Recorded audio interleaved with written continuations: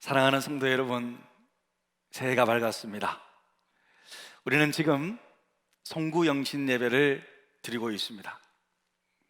성구영신 예배란 지난 한 해를 되돌아보고 새로운 해를 맞이하면서 어떻게 살아갈지를 결단하는 의미 있는 예배입니다.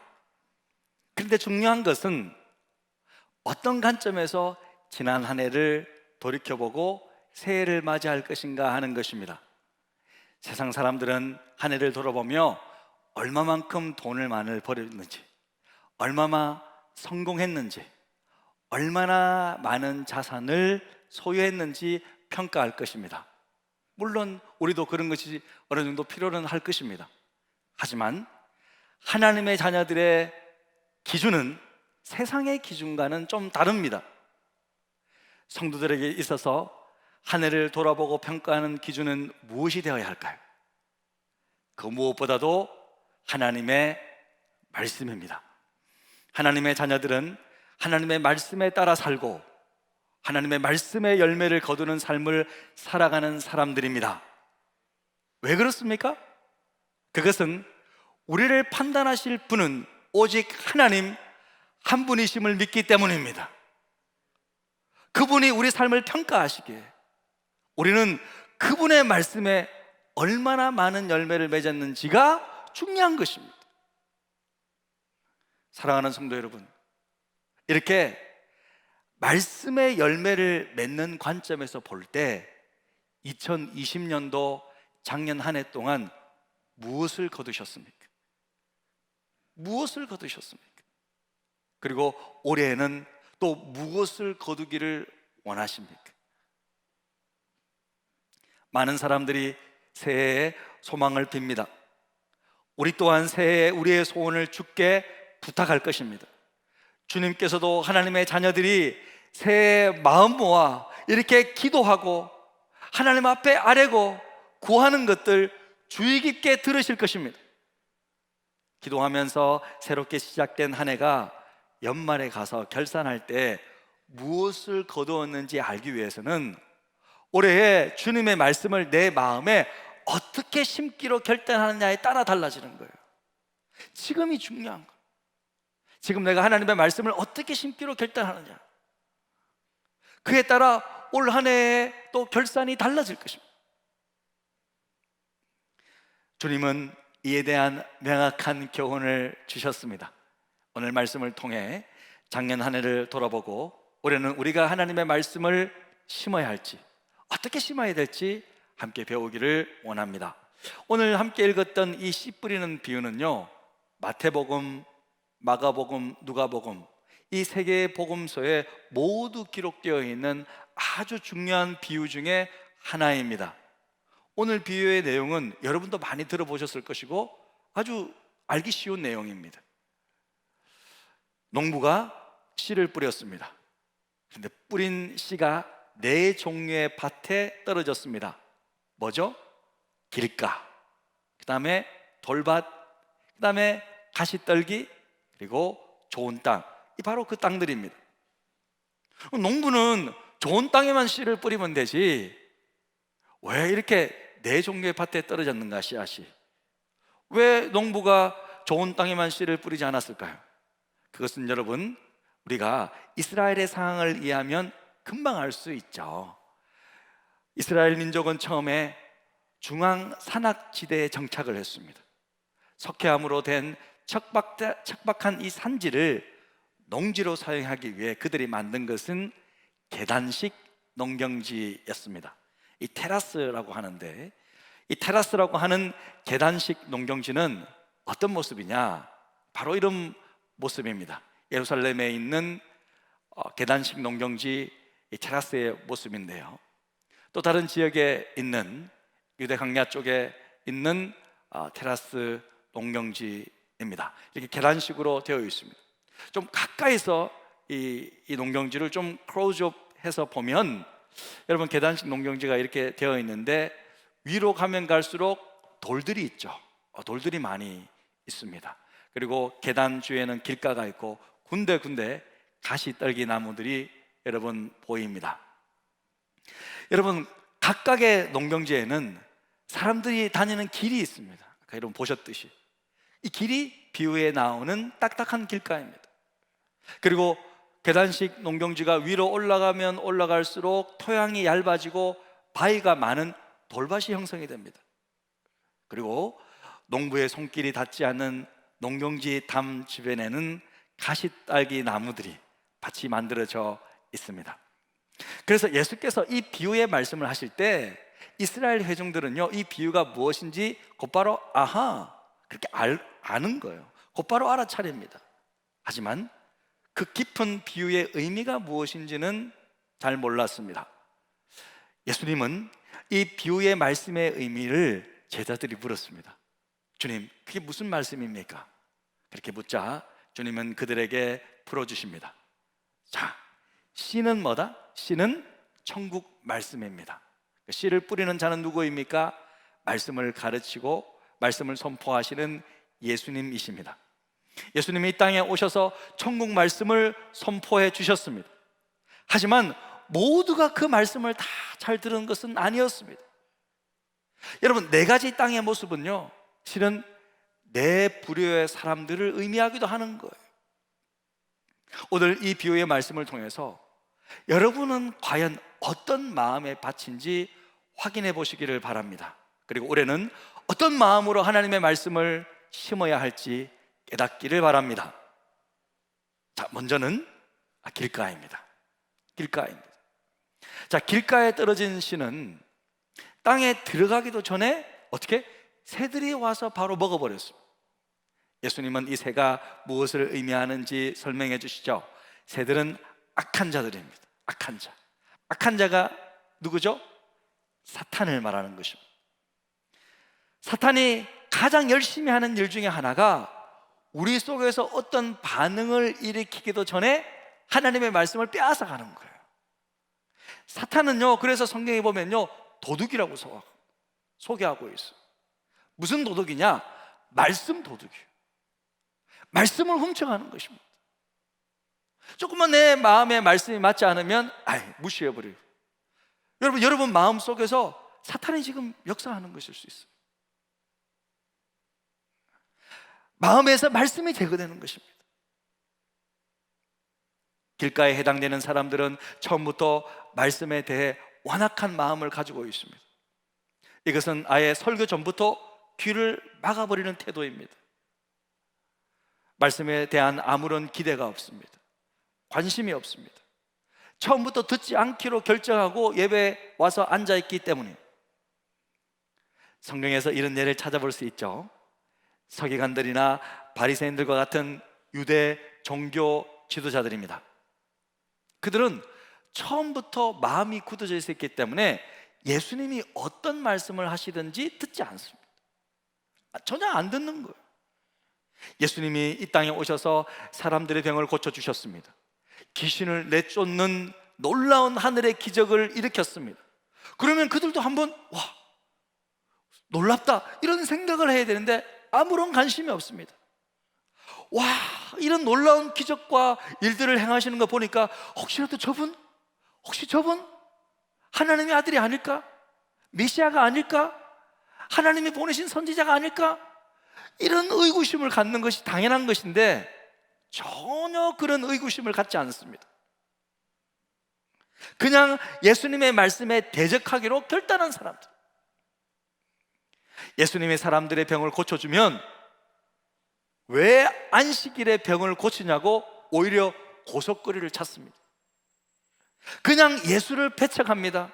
마음이 닫혀 있는 것입니다. 길가에 뿌려진 자들입니다. 오늘날의 교회에도 이런 분들이 있을 수 있습니다. 변화되기 싫기 때문에 하나님의 말씀이 자기에게 별 의미가 없습니다. 말씀을 전하는 목회자 마음에 들지 않습니다.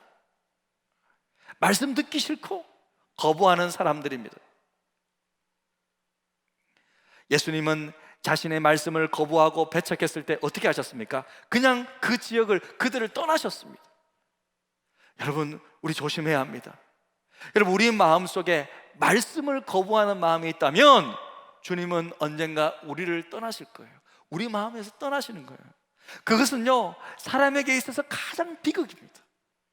가장 무서운 것이 그것입니다. 사랑하는 성도 여러분, 그래서 우리가 반드시 기억해야 할 것은, 설교가 딱 시작되고 하나님의 말씀이 뿌려질 때 사탄은 새처럼 말씀을 가로채기 위해 여러분을 지금 시시탐탐 쳐다보고 있는 거예요. 어떻게 하면 말씀을 가져갈까? 어떻게 하면 말씀을 열매 맺지 못하게 할까? 어떻게 하면 심겨지지 못하게 할까? 지금부터 공격하고 있습니다. 새해 첫 시간부터 지금 여러분들을 뚫어주게 볼 것입니다. 핸드폰 울리게 하고 카톡 삐릭삐릭 하면서 어떻게 하면 이 말씀 못 듣게 하는지, 여러분, 방해 공작을 펼칠 것입니다. 우리도 여러분 이 사탄 마귀의 유혹을 승리해야죠. 핸드폰 끄시고 잠시 알람도 꺼주시고, 그죠? 핸드폰으로 지금 유튜브 영상 듣고 계시나? 컴퓨터 끄면 안 되겠네. 말씀만 집중하시길 바랍니다. 작년 한 해 동안 가로채인 말씀이 얼마나 있는지 한번 돌아보시길 바랍니다. 그래서 여러분, 절대로 올해부터는 말씀을 빼앗기는 일이 없도록 하시기를 주님의 이름으로 축복합니다. 아멘. 두 번째는 돌밭입니다. 13장 20절 21절인데요 우리 같이 한번 읽어볼까요? 시작. 돌밭에 뿌려졌다는 것은 말씀을 듣고 즉시 기쁨으로 받되 그 속에 뿌리가 없어 잠시 견디다가 말씀으로 말미암아 환난이나 박해가 일어나는 때에는 곧 넘어지는 자요. 이 돌밭은 길가와는 다릅니다. 길가는 말씀이 전혀 뿌리내리지 않고 그냥 뺏기는 것을 말하지만, 돌밭의 특징은 말씀을 들을 때는 즉시 기쁨으로 받아들인다는 것입니다. 하지만 말씀으로 인한 핍박과 박해가 올 때 곧 넘어집니다. 성경에 나오는 대표적인 예가 바로 베드로의 초창기 모습일 것입니다. 베드로는 모든 사람들이 다 예수님을 부인한다 하더라도, 예수님을 버릴지라 하더라도 나는 그러지 않습니다. 장담했습니다. 하지만 그는 나중에 핍박과 환난이 찾아오자 3번씩이나 주님을 배반했습니다. 처음에는 기쁜 마음으로 주님을 따랐지만 결국 환난이나 박해 때문에 넘어지게 되는 거죠. 우리 가운데는 아직 믿지 않는 가족들 중에서 힘들게 신앙생활하는 분들이 많습니다. 때로는 부모님이 교회 가는 것을 반대하십니다. 때로는 내 남편이, 때로는 아내가, 때로는 온 가족들이 믿음 생활을 핍박합니다. 그리고 세상도 가만히 있지 않습니다. 요즘 같은 때 한 번씩 이제 교회 올 수 있도록 허락해 줘도 누가 요즘 교회 같은 곳을 가냐, 그렇게 손가락질 해댑니다. 사랑하는 성도 여러분, 우리 신앙의 선배였던 초대교회 성도들은 순수한 믿음을 가졌죠. 신앙 때문에 온갖 아픔과 고통스러운 죽임을 당한다 할지라도, 심지어 사자밥이 된다고 할지라도 그들은 그 믿음을 놓지 않았습니다. 오히려 더 주님을 신뢰하였습니다. 그리고 아름다운 믿음의 전통을 우리에게 이어 주었습니다. 때때로 우리 삶 속에서 우리의 믿음 때문에 핍박과 환난이 닥친다 하더라도 끝까지 말씀 붙잡고 살아가시는 여러분들 다 되시기를 주님의 이름으로 축복합니다. 아멘. 그리고 세 번째는 가시떨기입니다.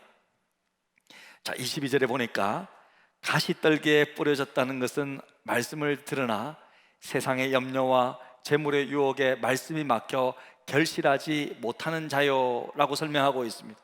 가시떨기에 뿌려졌다는 것은 세상의 염려, 또 재물의 유혹, 돈의 유혹, 그리고 기타 욕심, 이 정욕의 욕심이 들어와서 말씀을 막아서 결실하지 못하게 되는 것입니다.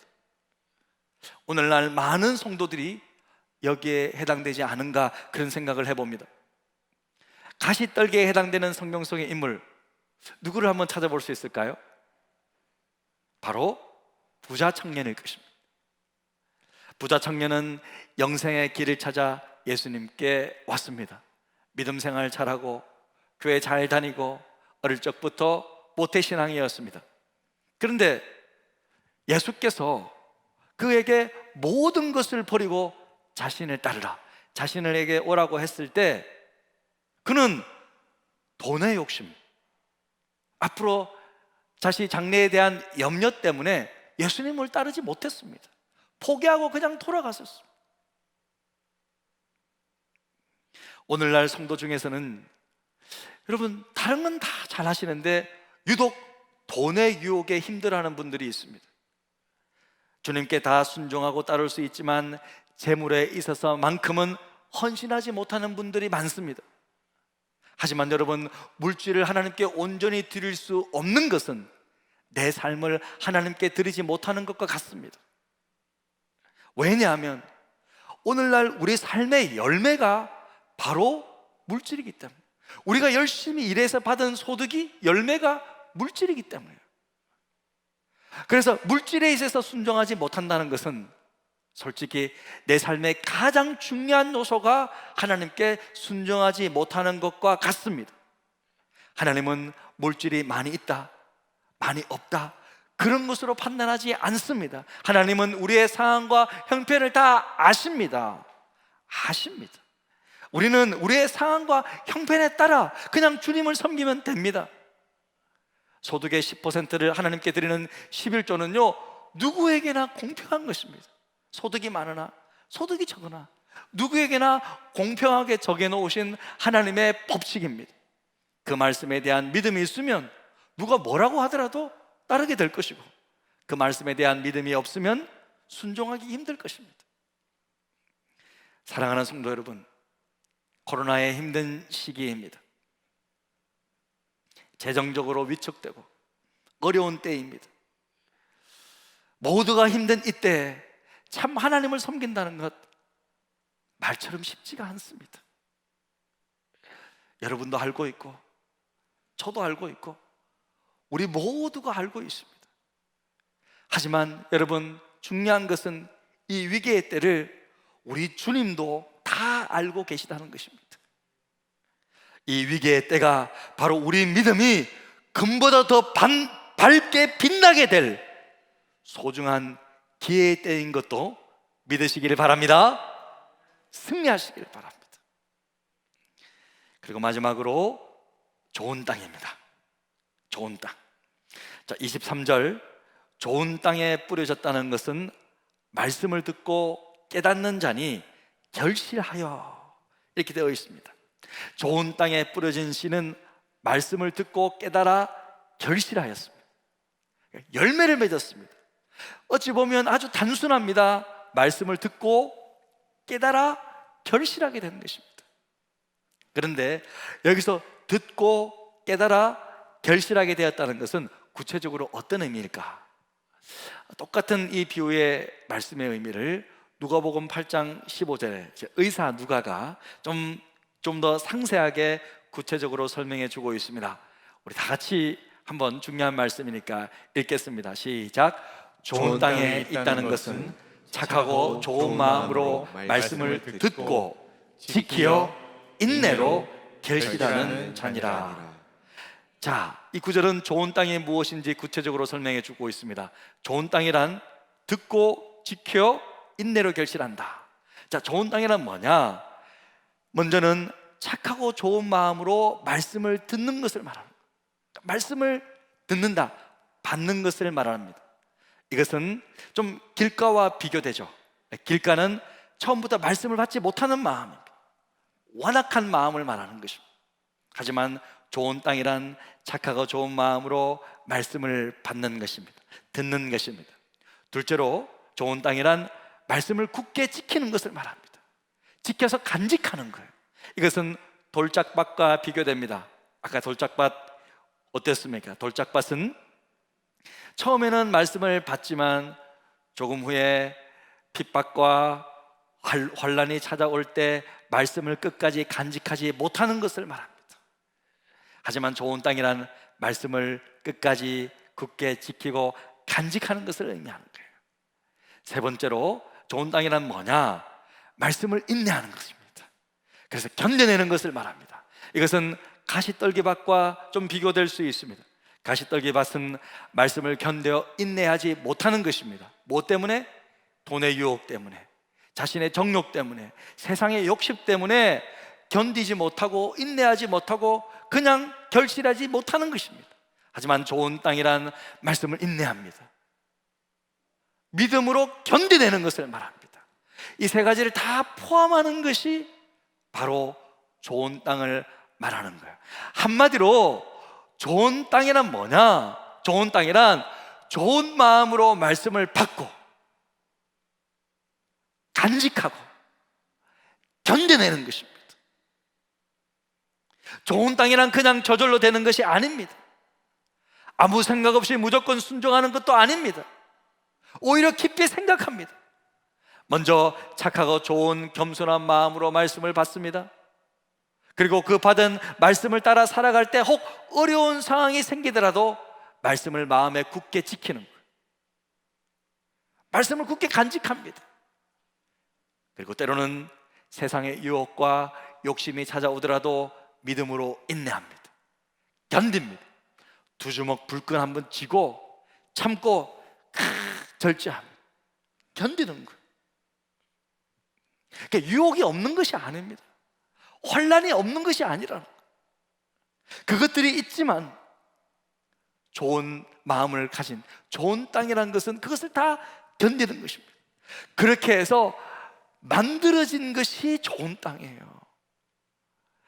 좋은 땅이란 그냥 저절로 자동적으로 생기는 것이 아닙니다. 믿음 때문에. 한마디로 여러분, 좋은 땅이란 믿음의 땅을 말하는 거예요. 믿음 때문에 이 땅이 생기게 된 거예요. 믿음으로 내 마음의 텃밭이 가꾸어진 것입니다. 믿음의 땅에 하나님의 말씀을 심으니 자라서 열매를 맺습니다. 할렐루야. 그래서 이 땅은 축복의 땅입니다. 주께서 주시는 모든 축복의 말씀을 믿음으로 받습니다. 때로는 순종하기 어려운 말씀도 믿음으로 받습니다. 때로는 이성적으로 이해하기 어려울 때도 있지만 믿음으로 받습니다. 말씀을 간직하고 지킵니다. 인내하고 견뎌냅니다. 놀라운 것은 여러분, 이때 성령께서 역사하신다는 거예요. 할렐루야. 성령께서 역사하십니다. 그래서 우리 삶의 100배, 60배, 30배의 열매를 맺게 해 주시는 것입니다. 사랑하는 성도 여러분, 수많은 믿음의 사람들이 착하고 좋은 땅이 되어서 말씀이 역사하는 믿음의 삶을 살아가셨습니다. 여러분, 저는 작년 한 해 동안 우리 성도님들을 쭉 생각해 보면요, 제가 일일이 다 말씀드릴 수 없지만 작년 한 해 동안 우리 교회 많은 성도들이 이 믿음으로 말씀을 받고 기적과 같은 수많은 기도 응답들이 있었어요. 말씀을 받고 기적과 같은 놀라운 병고침이 있었습니다. 여러분, 정말 한두 개가 아니에요. 수많은 간증들이 있습니다. 이 모든 축복을 믿음으로 말씀을 받고 결실하게 된 것들입니다. 할렐루야. 사랑하는 성도 여러분, 올해는 여러분 모두가 좋은 땅이 되시기를 축복합니다. 좋은 땅이 되시기를 바랍니다. 올해만큼은, 이제 작년은 지나갔으니까 올해만큼은 어떻게 심기를 원하십니까?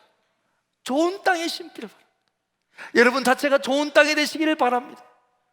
그 무엇보다도 말씀의 열매를 맺는 축복된 한 해가 되시기를 바랍니다. 그러면 여러분 성공한 한 해가 될 것입니다. 썩지 않고 변하지 않는 진리의 말씀을 좋은 마음으로 심어서 눈부시게 아름다운 열매를 맺는 여러분의 모든 삶이 되시기를 주님의 이름으로 축복합니다. 아멘.